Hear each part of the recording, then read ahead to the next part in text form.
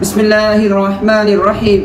সম্মানিত প্রিয় দর্শক, হযরত মুহাম্মদ সাল্লাল্লাহু আলাইহি ওয়াসাল্লামের জুব্বা মুবারক তুরস্কে সংরক্ষিত আছে।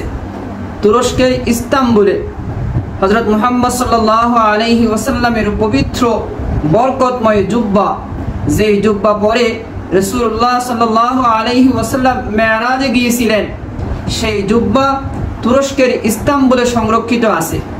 এই নিউজ আর টিভি প্রচার করে যে এই যে রাসূলুল্লাহ সাল্লাল্লাহু আলাইহি ওয়াসাল্লামের জুব্বা মুবারক, এটাকে একটু হাদিসের সাথে মিলিয়ে নিই।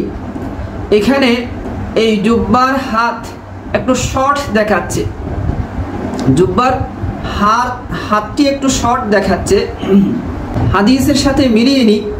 তিরমিজি শরীফ আবওয়াবুল লিবাস, পোশাক অধ্যায়ে এই হাদিস আছে, আন্না নবিয়্য সাল্লাল্লাহু আলাইহি ওয়াসাল্লাম লাবিসা জুব্বাতান রুমিয়াতান দায়িকাতাল কুম্মাইন। ইমাম তিরমিজি এই হাদিস বর্ণনার পরে লিখেন, হাযা হাদিসুন হাসানুন সহিহ। এই হাদিস সুন্দর, সহিহ মানে এটা সহিহ সূত্রে বর্ণিত হাদিস। অর্থ কি? আন্না নবিয়্য সাল্লাল্লাহু আলাইহি ওয়াসাল্লাম লাবিসা জুব্বাতান রুমিয়াতান দায়িকাতাল কুম্মাইন। নবীজি সাল্লাল্লাহু আলাইহি ওয়াসাল্লাম একটি রুমি জুব্বা, মানে মেড ইন রুম, এই যে ইতালির রুম দেশের একটি জুব্বা পরেছেন, যা দায়িকাতাল কুম্মাইন, হাত একটু শর্ট ছিল। মুহাদ্দিসিনে কেরাম এর ব্যাখ্যায় লিখেছেন, হাত যখন এই যে উযুর জন্য ব্যবহার করা হয়, হাত ধোয়ার সময় হাত ব্যবহার করতে হয় না, তখন এই হাত একটু এদিকে চলে আসতো। সাধারণত আমাদের হাত একটু লম্বা হয়, আমি খেয়াল করেছি হাত একটু আবার শর্ট করে ফেলবো। যেহেতু রাসূলুল্লাহ সাল্লাল্লাহু আলাইহি ওয়াসাল্লামের পবিত্র জুব্বা মুবারক এতদিন তো হাদিসে পড়েছিলাম, আর এখন তার ছবি দেখার সুযোগ হয়েছে। ভবিষ্যতে আল্লাহ তাআলা যদি সুযোগ এবং তৌফিক দেন, তুরস্কে গিয়ে এই জুব্বা দেখে আসবো ইনশাআল্লাহ।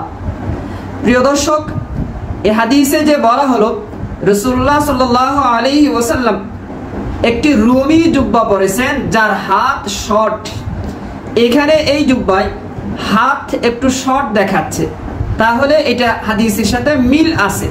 যাই হোক, রাসূলুল্লাহ সাল্লাল্লাহু আলাইহি ওয়াসাল্লাম আমাদের ভালোবাসার, আমাদের আবেগের, আমাদের আনুগত্যের, আমরা নিজেদের জীবন, নিজেদের পরিবার সব কিছুর চেয়ে আল্লাহকে বেশি ভালোবাসি, আল্লাহর রসুলকে বেশি ভালোবাসি।